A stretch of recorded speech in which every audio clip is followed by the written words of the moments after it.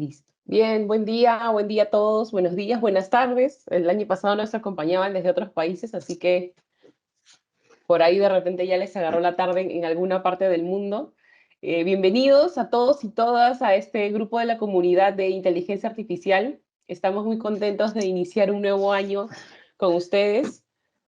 Hoy día vamos a contarles un poco sobre lo que trata este grupo, sobre todo para los nuevos, que como decía hace un momento, hemos recibido bastantes ingresos esta semana en el grupo de WhatsApp de IA, y eso nos emociona y también hace que volvamos a reforzar de lo que trata este grupo, cuál es nuestro enfoque.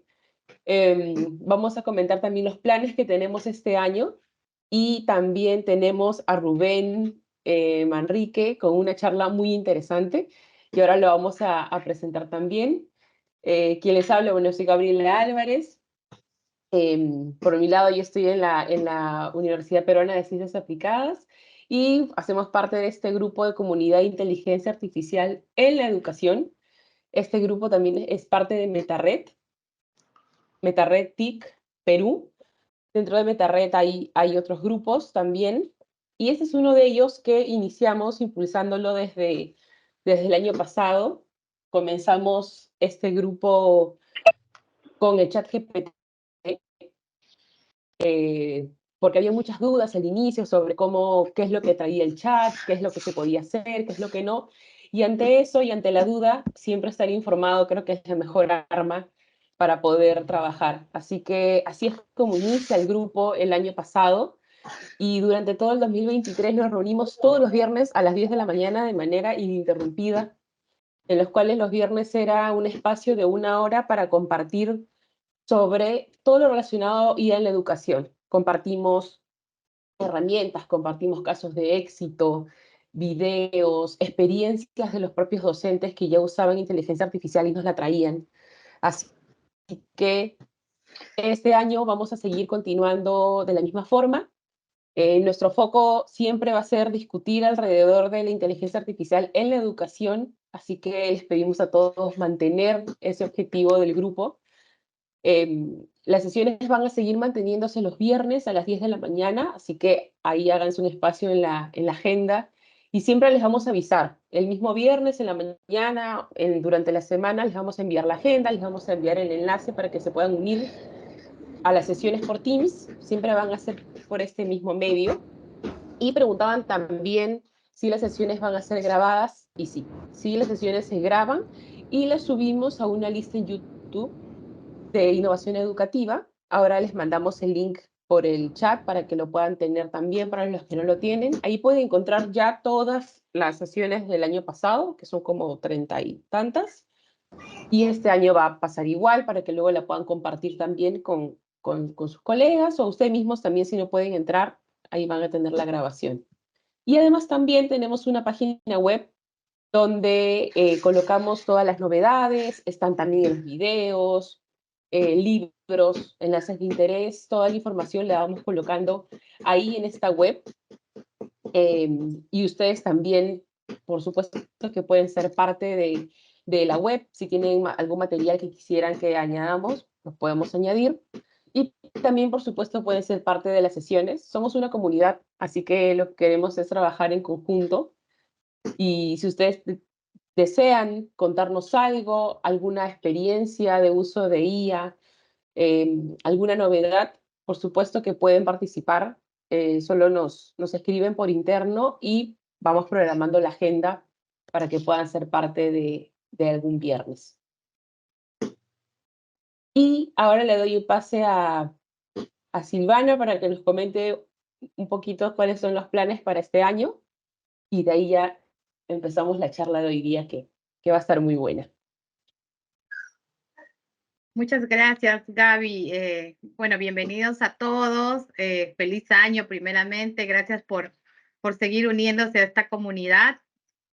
Como decía Gaby, estamos muy emocionados de saber que en el cambio de año se han unido muchas más personas, que también vemos un montón de caras nuevas.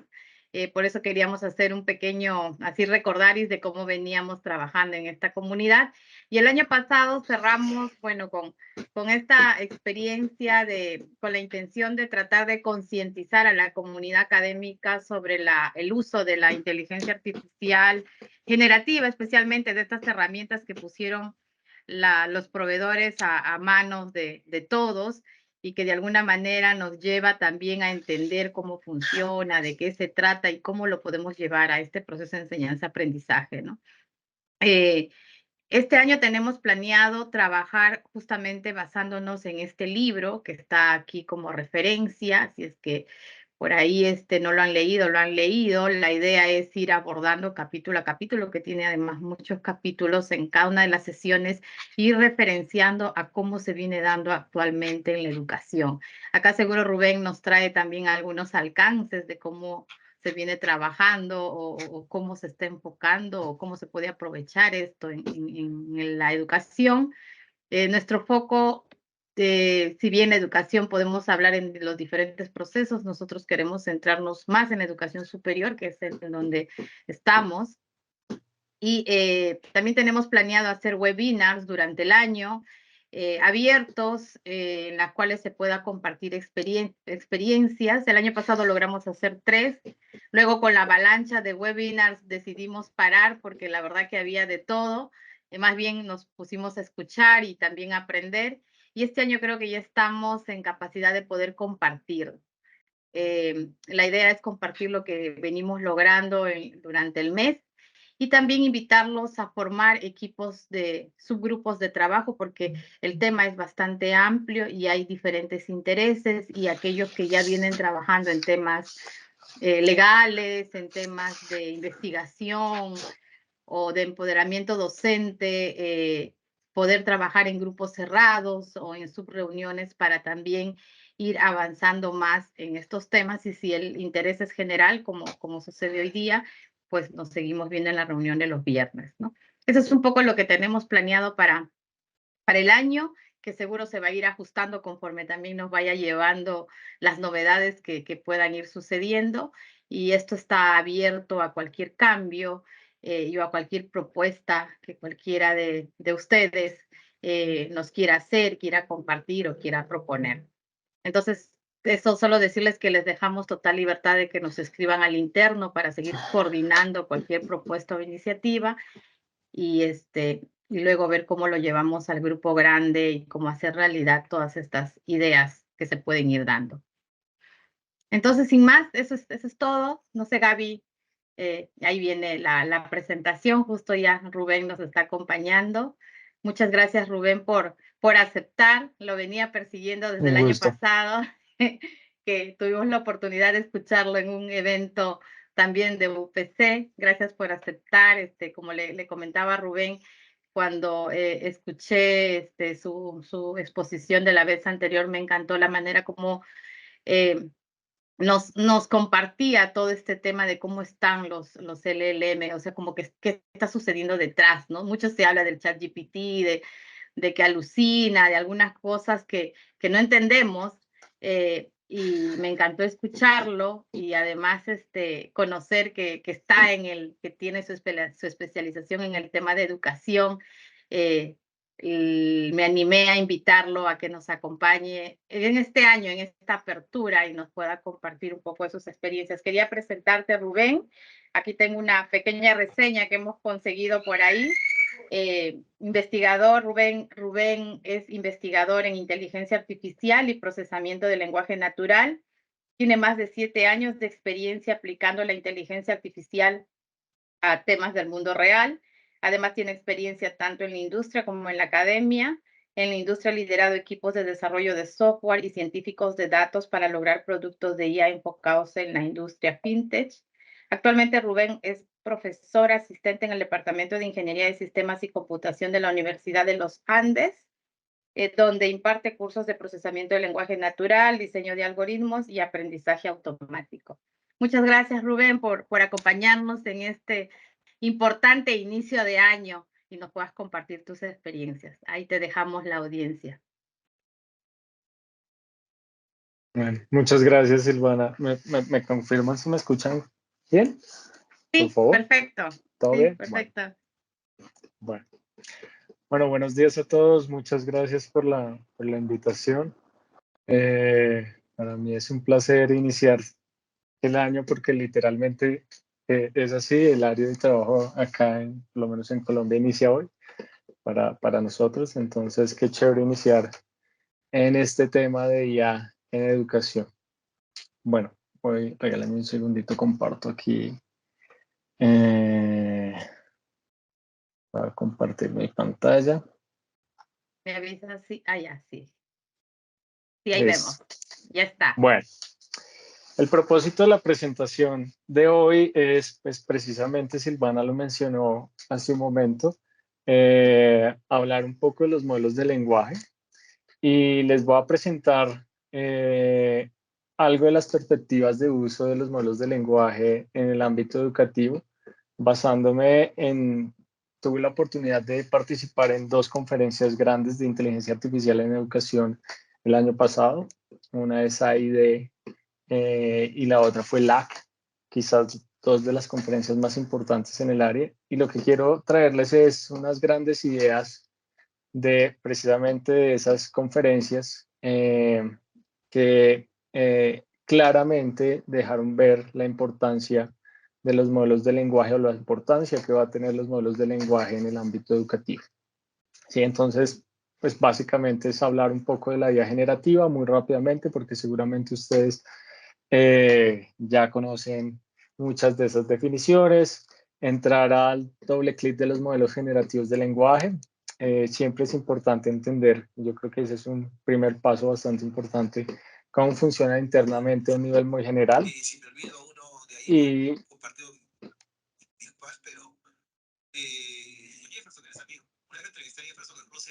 Perdón, ahorita pongo en mute a esta persona un ratito. Listo, adelante.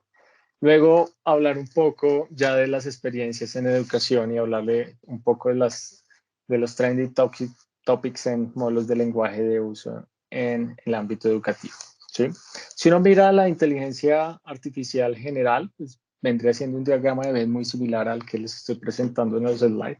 Ven la inteligencia artificial, hubo un boom muy grande en los 2000 sobre aprendizaje de máquina, donde la inteligencia artificial, o tratábamos de emular inteligencia artificial, pero en este caso, en vez de programar explícitamente las reglas como se hacía previamente con sistemas expertos, ahora esas reglas se infieren y a partir de datos, grandes volúmenes de datos. Teníamos un problema muy grande en procesamiento de grandes volúmenes y viene la era de Deep Learning, donde ya pues esos problemas se solventan por la aparición de hardware mucho más rápido y algoritmos también mucho más rápido que nos permiten hacer precisamente esos procesos de entrenamiento. Y finalmente, más o menos hace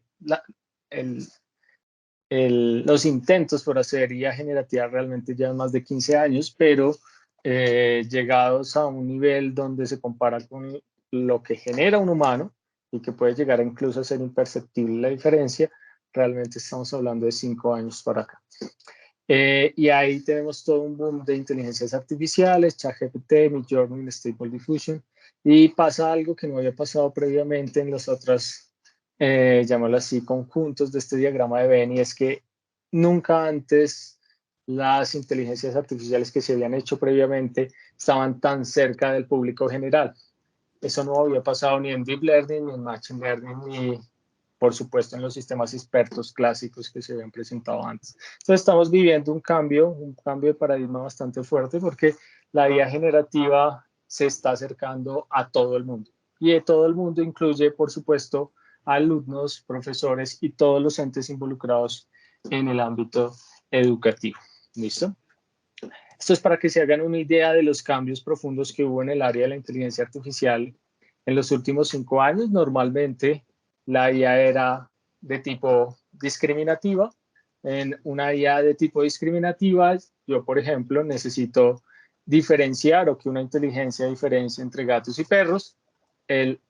Lo que hace es alimentarse de grandes volúmenes de datos y a partir de esos volúmenes de datos identificar posibles diferencias entre las diferentes categorías o clases. Puede llegarse a darse el caso, como el presento en este slide, que una diferencia es simplemente llegó a la conclusión, esta IA, que los perros tienen collar y los gatos no tienen, porque esa fue la data que yo le presenté, y encontró diferencias que le permitían clasificar, ¿cierto?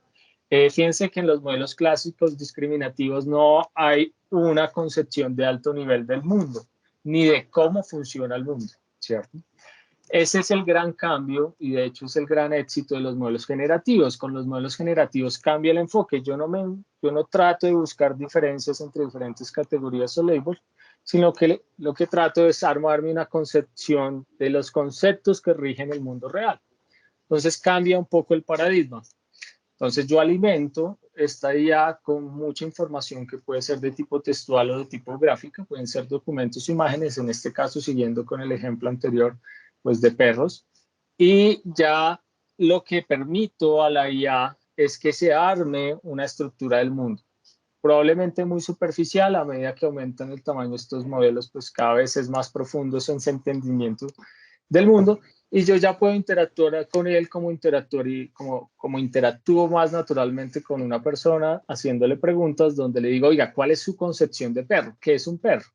Y él puede, a partir de todos esos datos preentrenados, armar, por ejemplo, construir la figura de un perro en el caso de modelos generativos de imágenes, o de darme una definición de qué es un perro, siguiendo incluso las reglas sintácticas y gramaticales de diferentes lenguajes, ¿cierto? Entonces es un cambio de paradigma mucho más profundo. Antes ya se tenían modelos generativos, pero esos modelos generativos eran realmente pues no comparables de ninguna forma, ni de tipo gráfico ni textual, a lo que generaba un humano. ¿Listo? Y bueno, y salen muchas inteligencias artificiales entre los últimos 5 años, Stable Diffusion, DALL-E para imágenes, para textos sale GPT, Palm, Llama recientemente de Facebook, y todas las versiones de Palm de Google.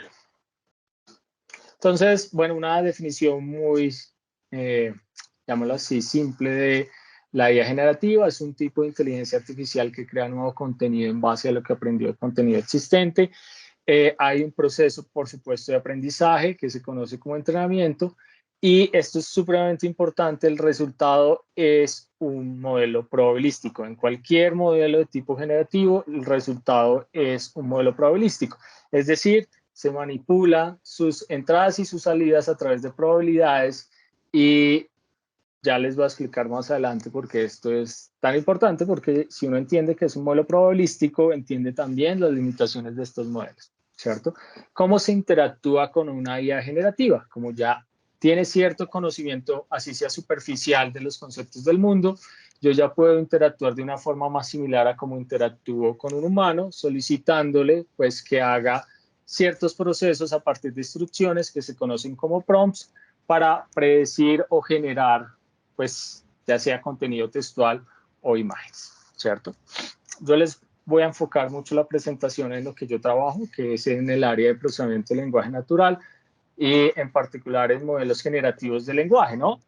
Entonces, los modelos generativos, siempre que explico esto a una persona que por primera vez pues va a las entrañas de lo que hay detrás, por ejemplo, un ChatGPT, se sorprende de la simplicidad del funcionamiento de este tipo de modelos. Un modelo de lenguaje son realmente modelos de IA que están construidos para predecir la distribución de probabilidad de la siguiente palabra. ¿Eso qué quiere decir? Predecir la siguiente palabra. Esa es la tarea simple sobre la cual fueron entrenados.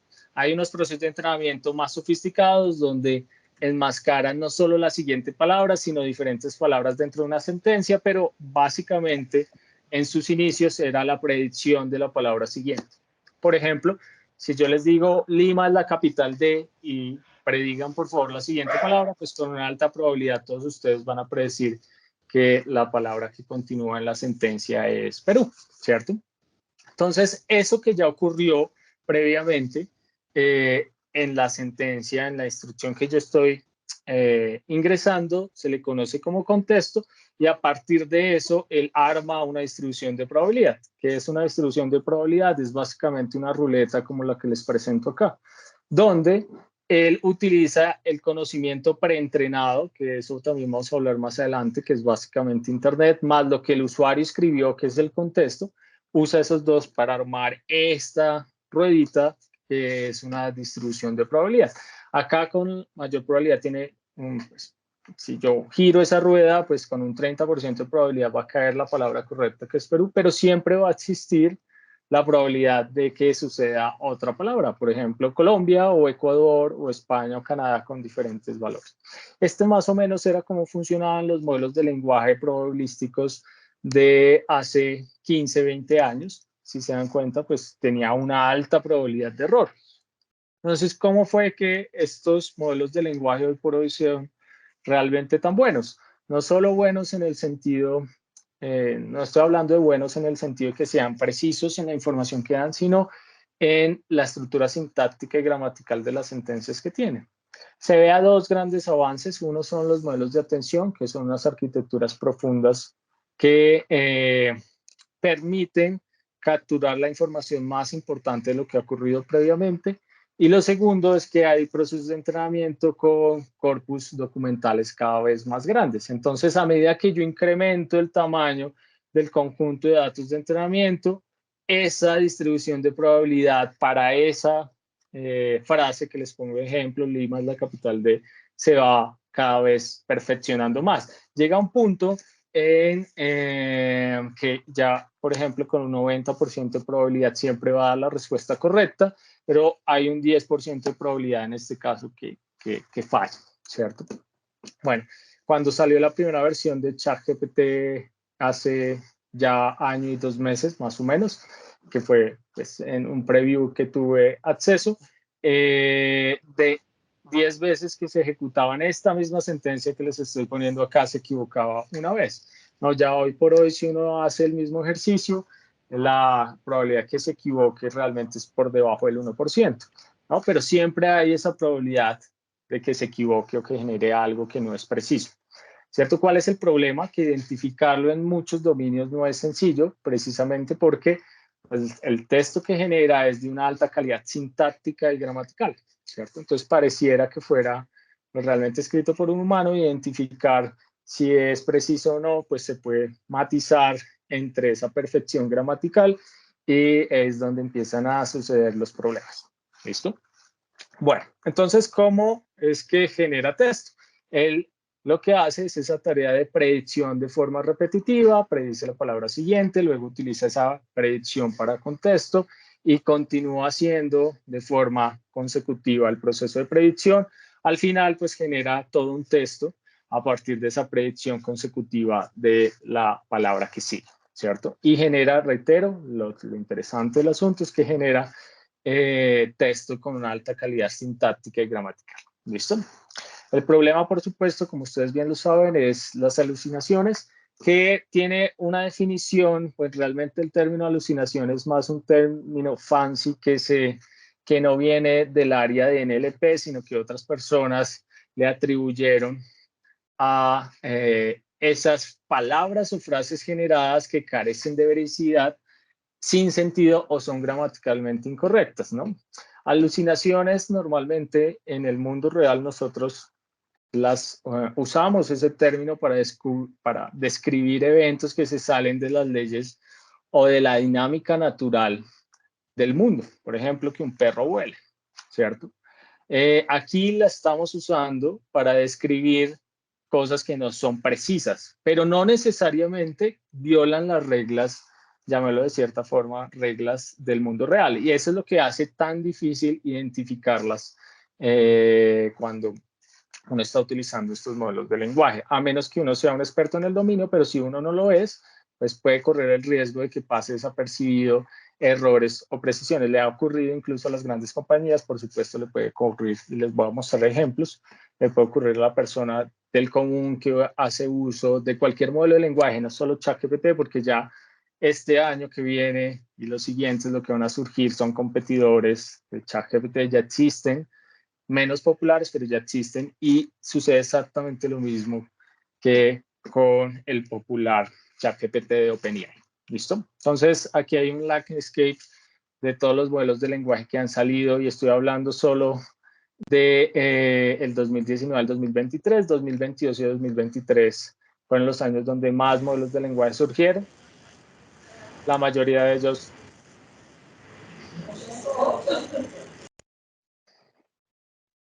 Gracias. La mayoría de ellos son comerciales, pero hay uno que otro que es abierto. Normalmente los que son abiertos son de un tamaño mucho más pequeño, por lo tanto sus capacidades son más limitadas, pero el boom, lo que quiero mostrar con este landscape es básicamente que el boom de los modelos de lenguaje va a seguir y el número va a seguir incrementándose. ¿Listo? Bueno, por supuesto, de todos ellos, el que todos conocemos es ChatGPT. Ellos, no sé si para bien o para mal, esto ya existía antes de ChatGPT, pero para el público en general, pues realmente lo que hizo OpenAI fue bajo una manta de ser abierto y de tratar de mitigar a través del uso, algo que es bastante cuestionable, liberó los modelos de lenguaje al público en general y pues hay una impresión generalizada de que este fue el gran primer, el IA de tipo generativo de modelo de lenguaje existente y la realidad es que no, ya existían otros, pero ninguno de ellos se atrevió a hacer lo que hizo OpenAI, para bien o para mal, que fue liberarlo al público en general. ¿Sí? Y a partir de ahí, pues salieron todas las noticias que son del año pasado, Snapchat, Bing, muchas empresas empezaron a utilizar los servicios de OpenAI, Google empezó a desarrollar más rápidamente sus modelos de lenguaje, también empezamos a ver que en educación empiezan a utilizar ChatGPT para pasar los exámenes de admisión a diferentes universidades muy prestigiosas en Estados Unidos. También eso hubo una que otra noticia en exámenes a nivel latinoamericano, pero empieza a haber este boom que seguramente ustedes lo conocen muy bien también de ChatGPT, ¿cierto? Bueno, dentro de ChatGPT lo que hay es lo que les acabo de explicar hace un momento. Hay un modelo de lenguaje que predice la palabra siguiente, que realmente es el corazón del iceberg, es lo que soporta todo el funcionamiento de ChatGPT. La punta es realmente un sistema conversacional, ¿cierto? Eso es lo que nosotros tenemos acceso, pero lo que hay por debajo es un modelo de lenguaje de un tamaño realmente muy grande que lo soporte, ¿cierto? Entonces, desde el punto de vista de un usuario, pues ChatGPT es un sistema conversacional que genera respuestas coherentes en términos de sintáctica y gramática, y tiene algo adicional que es que genera respuestas naturales, como las haría un humano, ¿no? Eso no se había visto previamente en otros chatbots que hasta ese momento, por ejemplo, los industriales que seguramente en los cuales nosotros hemos interactuado cada vez que llamamos a un servicio telefónico o a algún servicio público, pues esos chatbots eran en base a intenciones y se notaba que no estábamos interactuando con un humano porque era muy robotizado las respuestas, identificaban la intención y para cada intención le dan a uno un conjunto de opciones. Con ChatGPT, pues ya las respuestas empiezan a ser naturales, ¿cierto? ¿Y cómo es la forma de interactuar? A partir de instrucciones que se conocen como prompts, ¿cierto? Entonces, hay un prompt que hace un ingeniero, por ejemplo, de sistemas, él me genera una respuesta y yo puedo continuar la conversación como la haría con un humano. Por ejemplo, aquí me da un conjunto de puntos, yo le digo, amplíeme el punto 1, por favor. Él va a ir sobre lo que ya contestó y clarifica ese punto. Muy similar a como sería una conversación, por ejemplo, con un profesor. Es decir, a medida que va aumentando la conversación, va ingresando todo lo que ya ha ocurrido como contexto, y recuerden que el contexto es lo que me permite construir esa distribución de probabilidad, y con ese contexto, pues generar la respuesta más apropiada a la pregunta actual que está dando el usuario o al comentario, porque no necesariamente tiene que ser una pregunta.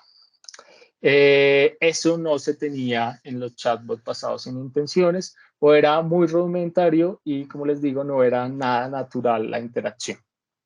Bien. Sin embargo, pues por supuesto, esto no, ya entendemos que es un modelo probabilístico, está sujeto a la presencia de errores, aun cuando sea sintácticamente y gramaticalmente válido, no necesariamente está diciendo hechos que son veraces. Y uno de los ejemplos clásicos, y quizás el error más costoso a la fecha, ¿no? Porque solo llevamos un año y medio con este boom de los modelos de lenguaje, es el error que cometió la inteligencia artificial de Google BART, que pues salió muy rápidamente para tratar de contrarrestar el amplio mercado que estaba adquiriendo OpenAI y ChatGPT. Entonces ellos anunciaron BART, y para anunciar BART sacaron una publicidad donde ponían qué nuevos descubrimientos del telescopio James Webb le puedo decir a mi hijo de 9 años. Y pues en la prompt de respuesta sacó 3 bullets con 3 descubrimientos, uno de los cuales era falso, y pues por supuesto le dieron muchísimo palo a Google. Esto mismo le pasó, estas mismas cosas le pasaban a ChatGPT, pero no le dieron el mismo palo a OpenAI que a Google. Al día siguiente, por este anuncio, Google presenta una caída en las acciones Alphabet del 7% al día siguiente. Probablemente el error más costoso de un modelo de lenguaje a la fecha, ¿cierto? Bueno, eso como para que se hagan una idea que si les pasa esto de las alucinaciones a las grandes compañías que tienen muchos expertos detrás, pues esto le puede pasar a cualquier persona que no es experta en un dominio particular, ¿listo? Y eso hay que tener muy claro cuando se usa estos modelos de lenguaje. ¿Cómo fue entrenado ChatGPT? Ahí viene la otra problemática. Una es ya a su construcción, es un modelo probabilístico, hay probabilidad que se equivoque, que sea no veraz. Por pequeña que sea la probabilidad, existe. Y el otro problema viene desde los datos con los cuales fueron entrenados. Esta es la distribución de los datos de entrenamiento. Más o menos el 80%, más del 80% es básicamente un backup de Internet.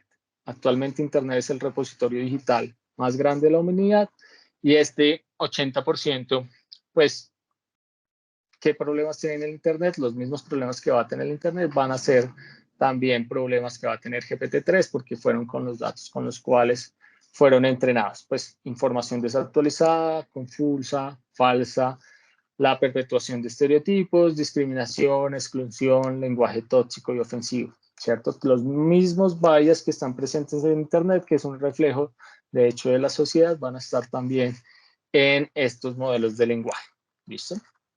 Bueno, uno dirá, bueno, pues modifica el modelo para que estos problemas no se presenten.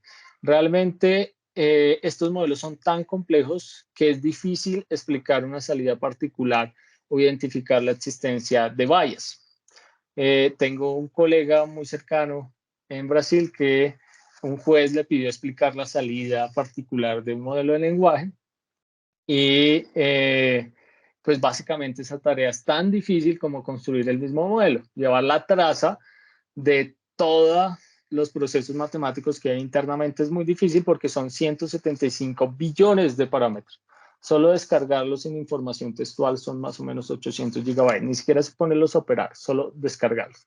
Realmente el tamaño es demasiado grande como para hacerle un tracking efectivo y rápido al proceso. Y adicionalmente los procesos de entrenamiento son largos y costosos. Estamos hablando entre 2 y 12 millones. No es que quitemos datos de entrenamiento, entrenemos y miremos cómo responde. No se puede estar repitiendo estos procesos de entrenamiento muy frecuentemente porque son largos y tienen un costo en cómputo bastante alto, ¿sí? Bueno, entonces ustedes dirán, bueno, pero si yo uso ChatGPT hoy por hoy, él pues tiene muchos filtros de moderación. Él no me dice, por ejemplo, la receta para una bomba casera. Al principio sí lo hacía. Por ejemplo, había una discriminación evidente hacia los judíos en la versión inicial de ChatGPT, y ya hoy por hoy no existe.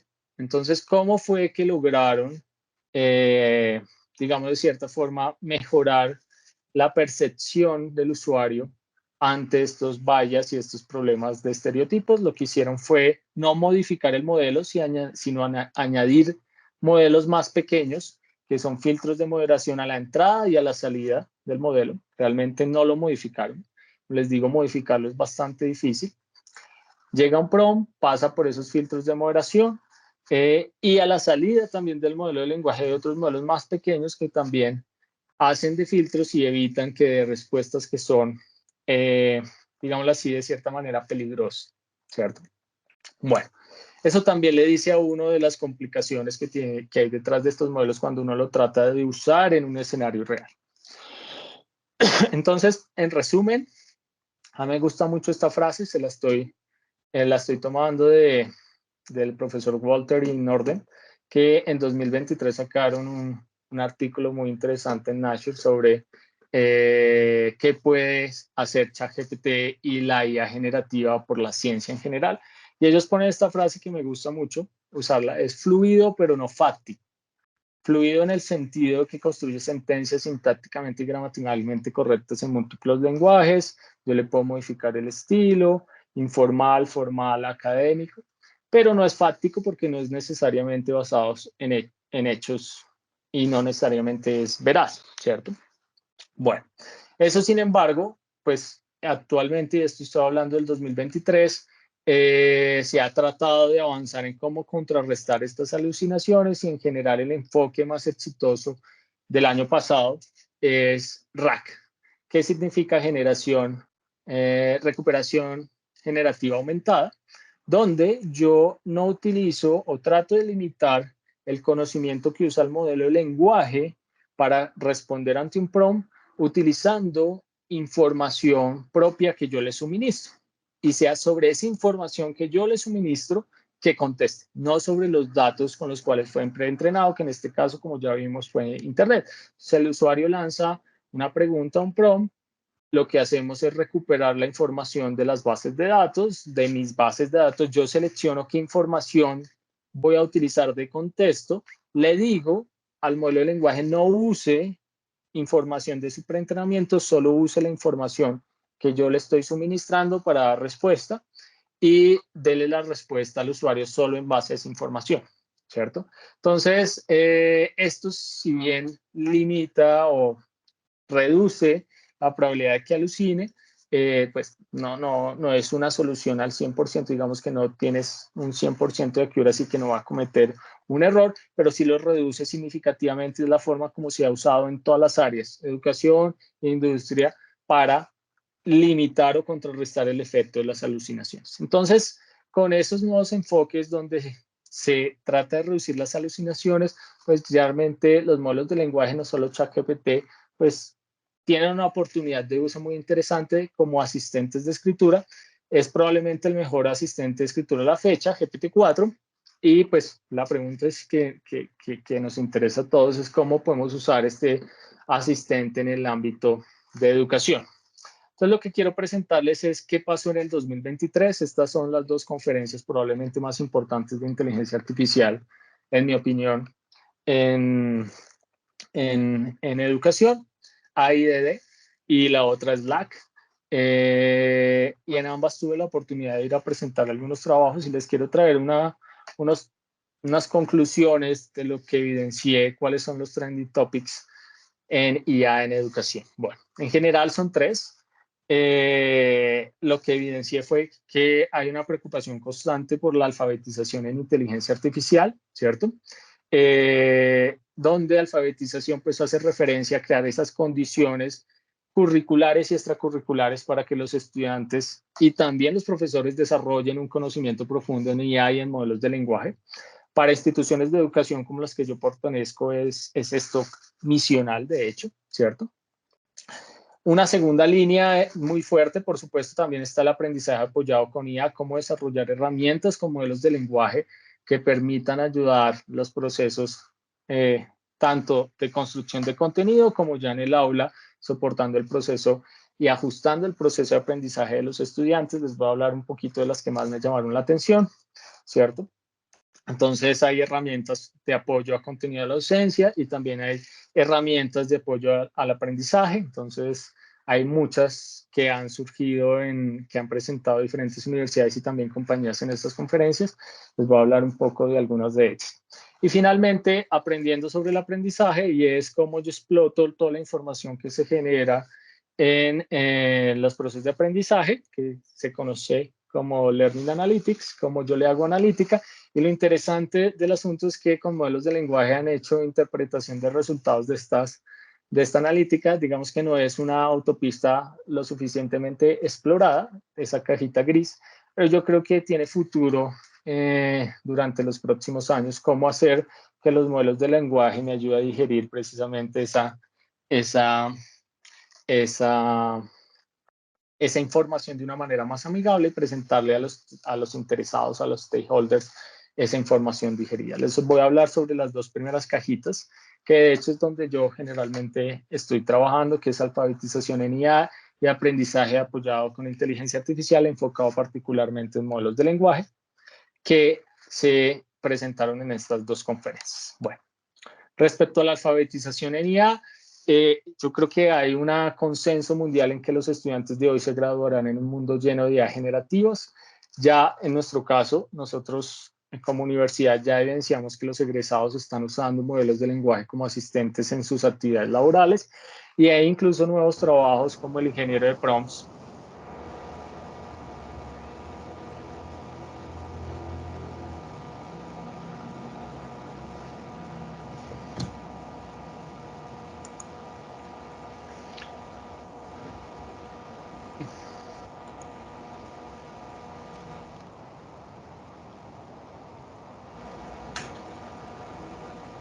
¿Ven?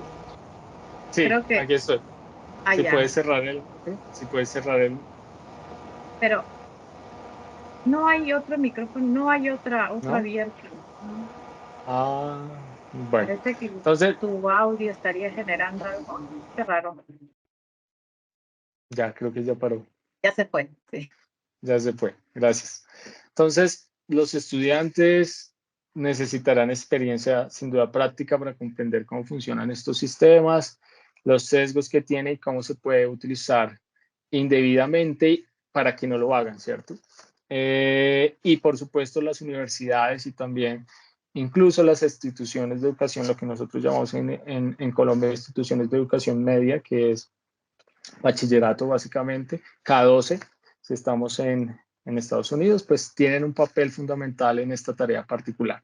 ¿Cierto? También muchos trabajos mencionaban que históricamente los esfuerzos impidiendo el uso de tecnologías disruptivas han tenido el efecto contrario de proliferar su mal uso. Entonces ponían muchos ejemplos, entre ellos el ejemplo de la Deep Web, pero hay muchos otros ejemplos que cuando nosotros ponemos barreras para el uso de tecnologías disruptivas, lo que hacen es ir en detrimento del crecimiento social y económico de esas sociedades que impiden esas nuevas tecnologías. Y la otra gran conclusión es que no es la primera vez que una tecnología disruptiva aparece para quedarse. Esto lo hemos vivido muchas veces. Eso me pareció también una conclusión una idea bastante fuerte.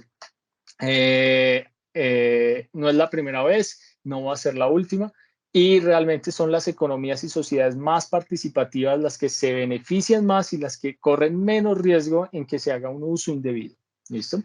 Entonces, en general, yo creo que esto es un takeaway también de AID 2023. Los ajustes en ambientes educativos no son fáciles.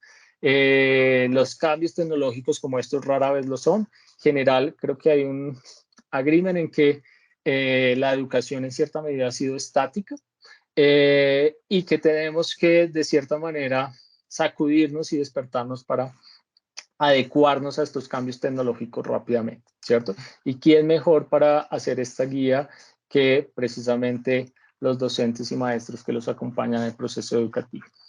Second You, que es una organización enfocada a la apropiación tecnológica en educación, propone pues estas diferentes escalas donde actualmente la mayor parte de la población estudiantil está en esta bolita de este diagrama, ven que es básicamente no tiene acceso a IA, y lo que queremos es moverla de esa a tiene acceso, entiende la IA y la usa apropiadamente, ¿sí? Ese es realmente el aspecto misional de la educación en K2 y también la educación universitaria, ¿cierto? Pasando por las diferentes escalas.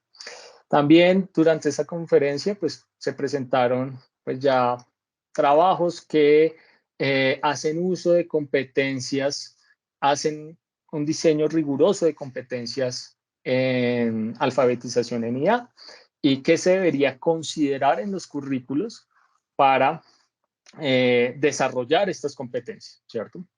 Y hacen todo un mapa que involucra desde qué es la IA hasta cómo se percibe la IA por las personas, ¿cierto? Y sobre esas, pues ya hay varios diseños y experimentos en diferentes universidades con resultados interesantes que, pues, yo creo que son muy prometedores en la forma en cómo abordaron el problema. También les quiero presentar estos recursos abiertos introductorios, los presentaron también en la conferencia. Son abiertos, los dos primeros son abiertos, no tienen ningún pago, el último sí tiene un pago, pero estos son abiertos y los podríamos usar, por ejemplo, para incorporarlos en nuestras cátedras. Elements of AI propone una serie de cursos introductorios para inteligencia artificial con laboratorios bastante interesantes. También hay una iniciativa que es AI for K12, que también tiene una serie de recursos para bachillerato y también para los primeros semestres de universidad, ¿cierto? Y todos son en un ámbito libre que se pueden utilizar y tienen no solo unos guidelines de cómo utilizarlos, sino también cómo se pueden acoplar a currículos existentes, lo cual pues digamos que es también bastante interesante. También, pues ya se habla de programas especializados y la necesidad de no solo personas que entiendan, usen la IA, sino también desarrollen este tipo de herramientas. Y para eso se necesita un conocimiento más profundo de cómo es su funcionamiento y pues se habla de satisfacer una demanda que va a crecer en el mercado, es precisamente esas personas con esas capacidades para desarrollarlo para diferentes contextos. Y se menciona también que esto va a ser transversal casi a todo tipo de actividades de conocimiento. Por lo tanto, pues debería también su entrenamiento ser transversal a todas las áreas de conocimiento, ¿cierto? Y se hablan de muchas iniciativas, hay muchas universidades en Latinoamérica que ya tienen programas especializados en inteligencia artificial y por supuesto universidades en el resto del mundo, incluso en ámbitos que son híbridos o virtuales. ¿Listo? Bueno, ya al segundo punto, que es aprendizaje apoyado con IA, primero era alfabetización con IA, les quiero mostrar algunas herramientas interesantes de las cuales se hablaron y se presentaron bastantes trabajos en estas conferencias. Algunas son sobre profesores, llamémoslo así, coach virtuales que le dan soporte a los estudiantes. Etena presentó una herramienta que, perdón, no a los estudiantes, sino a los profesores, le ayuda en la planeación y en la construcción automática de contenido, obviamente guiado por el mismo profesor, y adaptar ese contenido a diferentes perfiles de estudiantes, que es una labor que generalmente es laboriosa. También hacer el seguimiento de esas actividades, de las actividades que se construyen y lanzar alertas de forma inteligente a través de modelos de lenguaje donde se le envían mensajes, donde se promueve el aprendizaje y se trata de motivar al estudiante a que continúe sobre la ruta planteada por el mismo docente, ¿cierto? También muchas empresas presentaron herramientas de generación automática de exámenes o de quizzes a partir del contenido que se encuentra en el LMS, se analiza el contenido y le propone una serie de evaluaciones al profesor que él después perfecciona, le agrega comentarios, la IA vuelve sobre esos mismos comentarios y genera nuevas versiones de esos cuestionarios y los integran a los LMS existentes. Muchas herramientas de esa naturaleza también se presentaron. Por supuesto, estaba también Assessments, que es una plataforma muy conocida, ya integra también IA para hacerle feedback a los estudiantes sobre las tareas o sobre las entregas que realizan sobre la plataforma. Y por supuesto, muchas aplicaciones pues todavía no consolidadas como productos como los anteriores, pero sí por centros de investigación en universidades que utilizan pues ChatGPT de muchas formas. Ya les voy a mostrar una de ellas.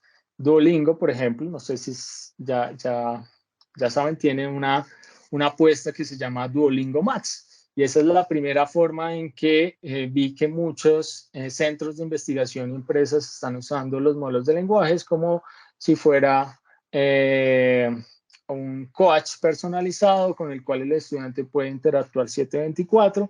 En este caso, el coach está entrenado o está perfeccionado para que le permita entrenar en un lenguaje. Eso es algo que no mencioné anteriormente, pero los modelos de lenguaje son multilingües, pueden sin problemas responder en múltiples lenguajes mientras exista un volumen generoso de ese lenguaje en su base de entrenamiento. Entonces, en la mayoría de lenguajes populares naturales con los cuales conversamos los humanos, realmente estos modelos se desempeñan muy bien. Entonces, es una herramienta muy versátil para el entrenamiento en, por ejemplo, en aprendizaje de idiomas, ¿cierto? Entonces, muchas herramientas de esta naturaleza se presentaron en esta conferencia y también, pues, experiencias de investigación sobre su uso, todas en general muy positivas. Por supuesto, en algunos ejemplos, el mayor problema que tenían estas herramientas era que los estudiantes podían hacer en algunos escenarios que el chat empezara a hablar de otras cosas que no necesariamente eran en el ámbito del aprendizaje de la lengua, ¿no?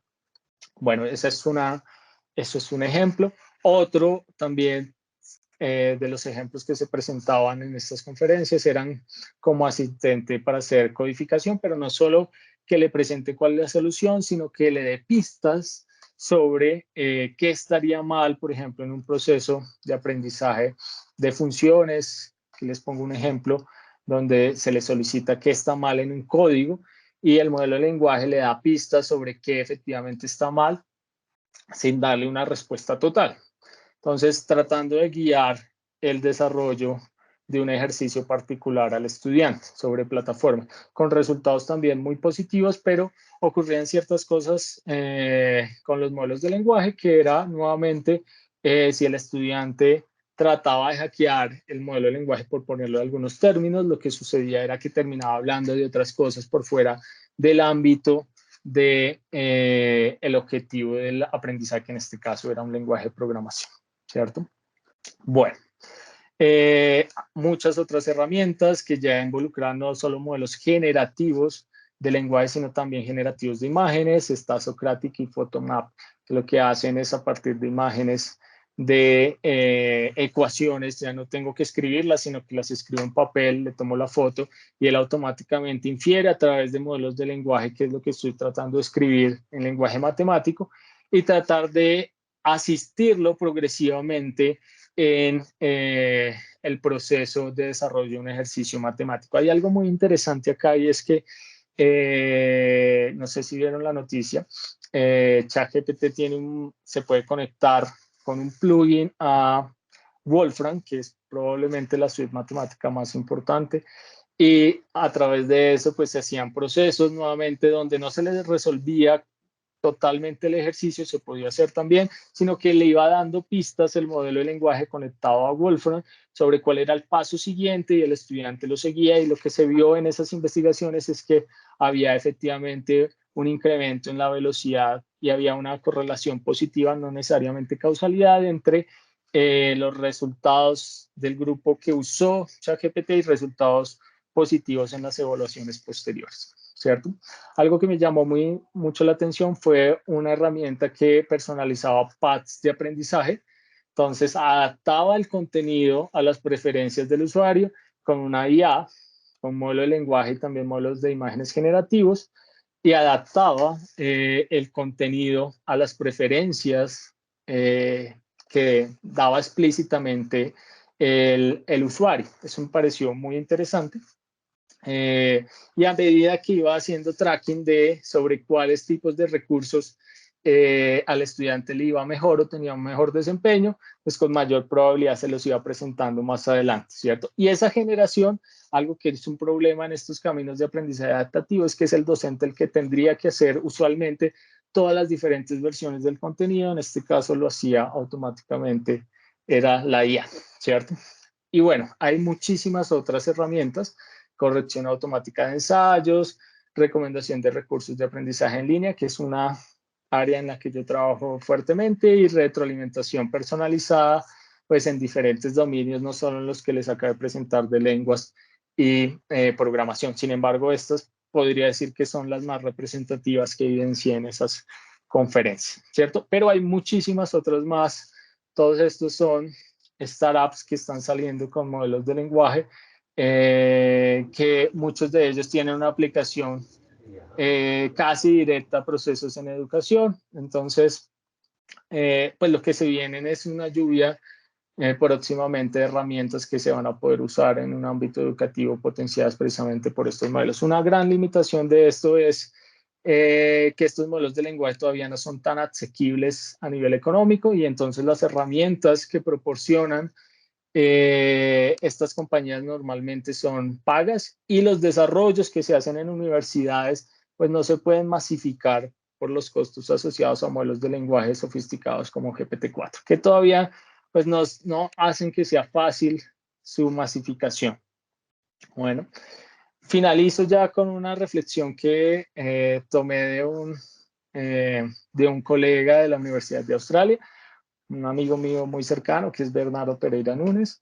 Esta reflexión la hizo para Orbicon en UNESCO. Probablemente es una visión muy positiva que comparto sobre el uso de la inteligencia artificial. En primer lugar, los aprendices pueden alcanzar más que nunca en ningún punto de la historia antes. Tienen acceso a información, van a tener acceso a entrenamiento casi personalizado. Esa promesa de la personalización que realmente siento que nunca se cumplió antes de los modelos generativos, creo que va por buen camino con los modelos generativos, o puede ir por buen camino. Y lo que debemos nosotros hacer, como en mi caso, por ejemplo, como maestro, es promover el uso responsable y ético de esas herramientas, ¿cierto? Que desarrollen un pensamiento crítico sobre su uso. Eso va a tener grandes consecuencias y seguramente va a tener que cambiar mucho la forma como se evalúa tradicionalmente, pero eso seguramente va a ser objeto de otra sesión más adelante, porque todo el tema de evaluación es muy interesante, pero también es muy amplio. En general, yo coincido que es un tiempo único para educación, para poder experimentar diferentes herramientas y ver cómo realmente podemos ajustar automáticamente a escalas que nunca antes lo hubiéramos podido hacer, el aprendizaje a las necesidades de cada uno de los estudiantes, ¿cierto? Entonces, ya actualmente no creo que exista una excusa para no aprender. Se tienen todas las herramientas, se tienen todos los accesos. Lo que tenemos es que ajustar correctamente su uso para los procesos de aprendizaje que se realizan en diferentes contextos, no necesariamente face-to-face como aprendizaje tradicional en el aula, sino también en escenarios que, por supuesto, son virtuales o incluso autodirigidos a aprendizaje a lo largo de la vida. ¿Listo? Bueno, muchísimas gracias. Espero no haberme extendido de más. Me disculpan que al final corrí un poquito, pero quería presentarles todo lo que tenía preparado. Muchísimas gracias. No, gracias a ti, Rubén. No, excelente. Muchas gracias. Siempre es muy agradable, muy enriquecedor escucharte. Sobre todo estos temas nuevos, muy alineados a la educación.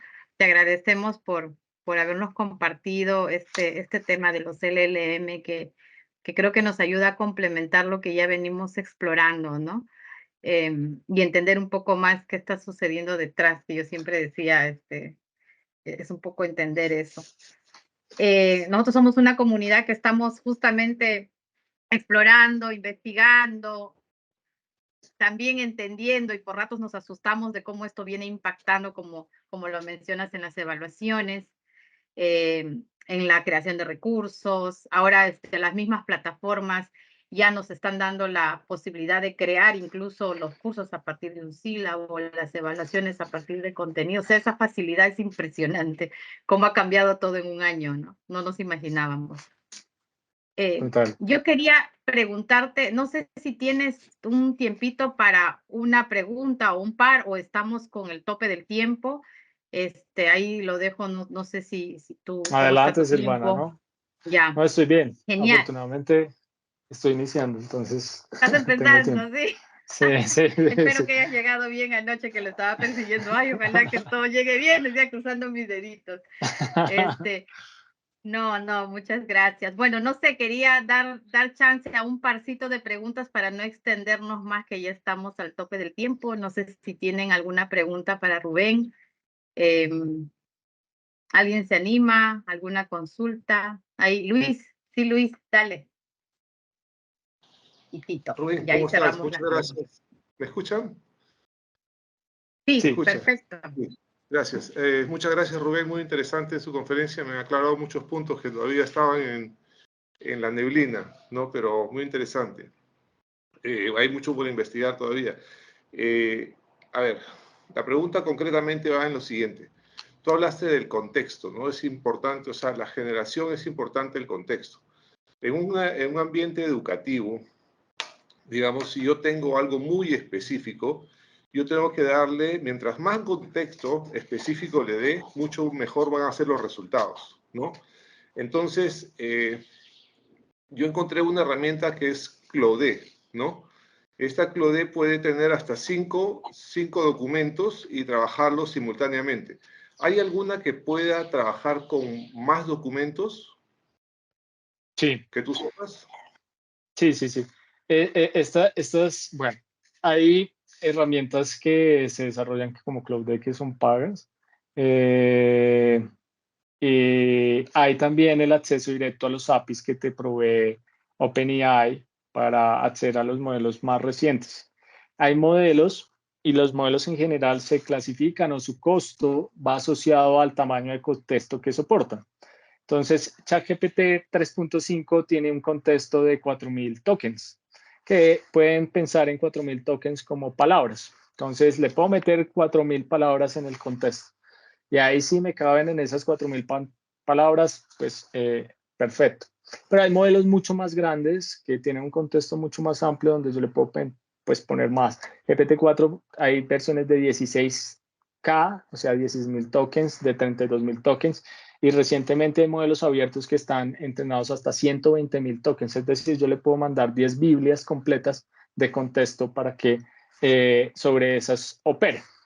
¿Cierto? Obviamente, ¿cuál es la limitación? La limitación es el costo asociado, porque entre más contexto, pues va a cobrar mucho más la petición. Entonces, si uno accede directamente por API, que ahí es donde está realmente la limitación, hay que entrar a programar, conectarse a la API y hacer la petición, enviarle los documentos, pues tú básicamente tienes el contexto que pues puedas pagar, básicamente.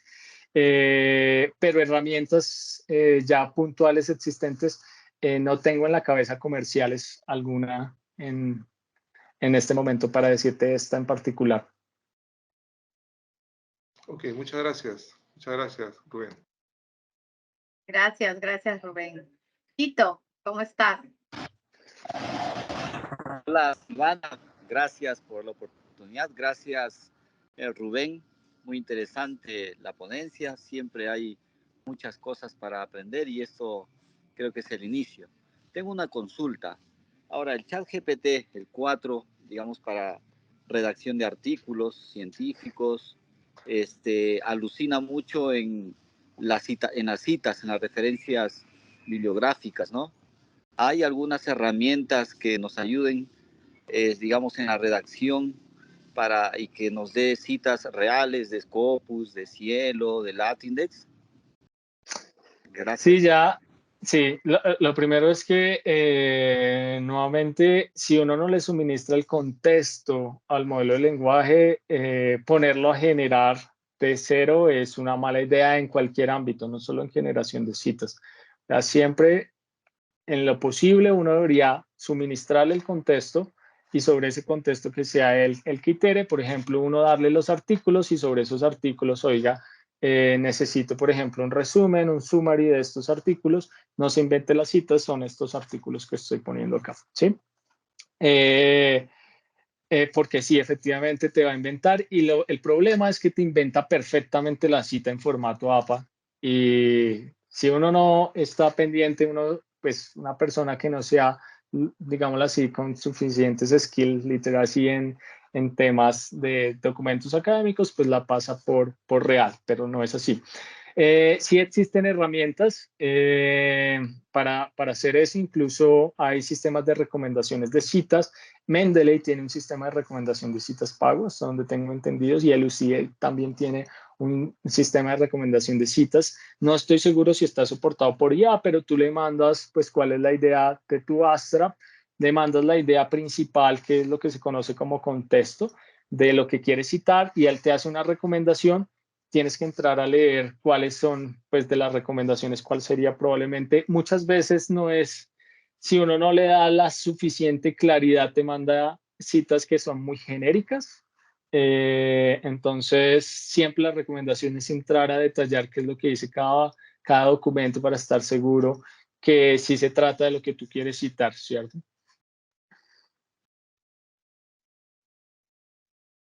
Excelente. Gracias, Rubén. Gracias, Tito, por tu pregunta. Aquí una más que nos dejan en el chat y me parece interesante, Rubén, no sé, a tu criterio, porque estos son temas que creo que un poco en la experiencia que vamos viviendo, ¿no? Arturo pregunta cómo deberían las instituciones educativas de formación superior utilizar la IA en sus carreras profesionales. Esto es un poco al criterio de cómo lo vamos viendo, ¿no? ¿Cómo lo ves? Desde allá, de los Andes. Sí, en la Universidad de los Andes nosotros en ingeniería, pues digamos que ya en varias oportunidades, yo principalmente en mi curso en LP, pero varios colegas también ya incorporaron el uso de GPT, un uso, o sea, se da explícitamente a los estudiantes, oiga, lo pueden usar, se les da unos guidelines del correcto uso y cómo tienen que informar sobre su uso, ¿cierto?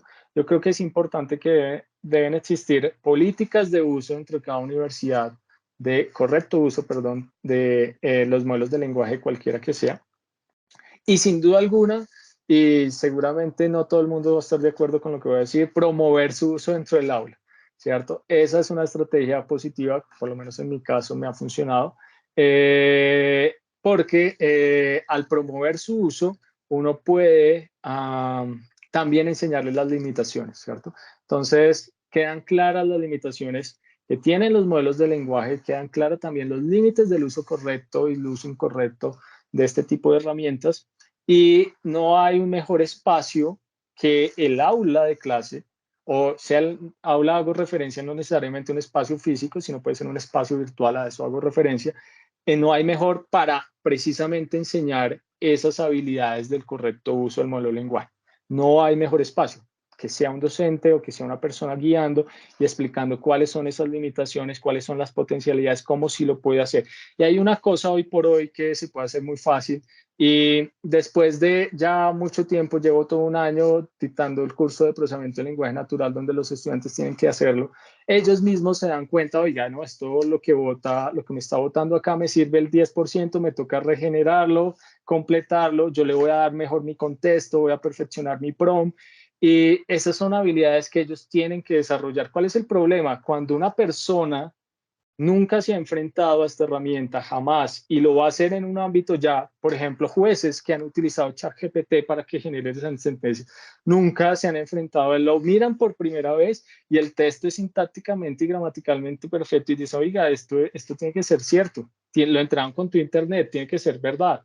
Y uno ve casos no solo en Latinoamérica, sino en Europa y en Estados Unidos, ¡pum!, ponen la sentencia que les generó ChatGPT y pues totalmente falso. Entonces, lo que tenemos que hacer es que ese primer encuentro, facilitar ese primer encuentro de los estudiantes, esa es la política que nosotros manejamos en Uniandes, facilitar ese primer encuentro. ¿Para qué? Para que se encuentren rápidamente con las limitaciones, los problemas, los bias y lo usen correctamente, ¿sí? Eso es, digamos que de cierta forma, la política que nosotros hemos seguido en la universidad. Y yo creo que eso mismo evidencié en AID el año pasado, que fue en Tokio.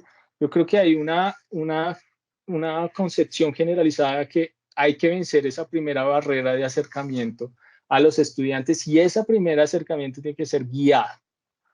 Somos nosotros los que tenemos que promover ese uso responsable de esas herramientas.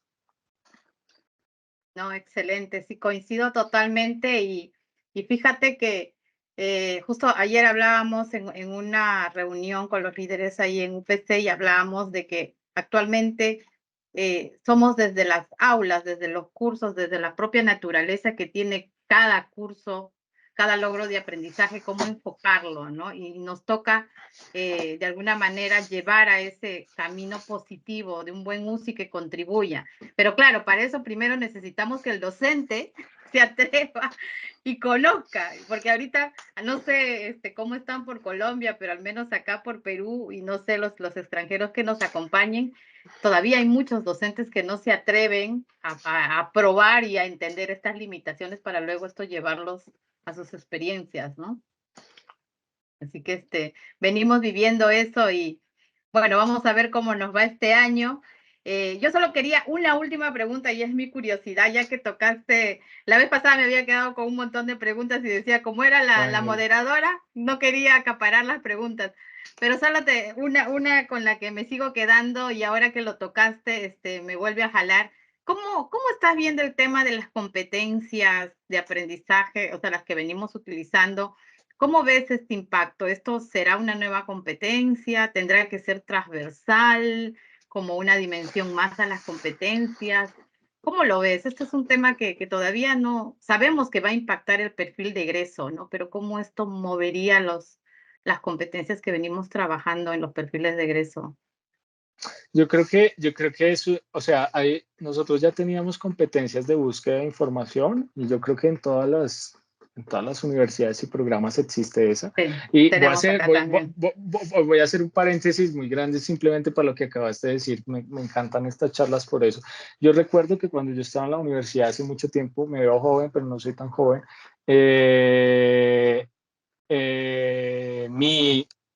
yo tenía varios profesores, donde nos prohibían el uso de Internet. Yo era de esa época donde el uso de Internet estaba prohibido. Y hoy por hoy, sea cual sea el área, es una locura si un profesor prohíbe Internet hoy por hoy, ¿sí? Entonces, eso mismo va a suceder con las inteligencias artificiales generativas. Eso no hay... Eso va a suceder, eso como cerrando eso. Ahora volviendo ahora sí a tu pregunta, todos teníamos competencias de búsqueda de información. Lo que nosotros estamos añadiendo, que eran transversales, de hecho, es una competencia transversal. Entonces, lo que estamos haciendo nosotros es incorporando o ampliando probablemente esa competencia, donde no solo es búsqueda de información, sino filtrado y correcto uso de esa información. Y nos hemos enfocado bastante y hemos hecho grandes esfuerzos con cursos de extensión, con incluso hackatones donde promovemos interdisciplinarios, donde están los de derecho, donde están estudiantes de ingeniería, están estudiantes de ciencias sociales, donde pues tratamos de exponerlos a problemas que pueden generarse con los modelos de lenguaje. Por ejemplo, en el sector justicia, yo les ponía este ejemplo porque hace poco Uniandes hizo par de hackatones promovidos con Microsoft precisamente para ver los retos del uso de estas herramientas en eso. Entonces, esas competencias yo creo que son transversales. Para resumirte, tienen que ir en todo lo que tiene que ver con alfabetización digital. Y hay una en particular que ya no solo es la búsqueda, sino garantizar que la información que te está suministrando es verídica, ¿cierto? Entonces, alguien me decía que estamos empezando a incorporar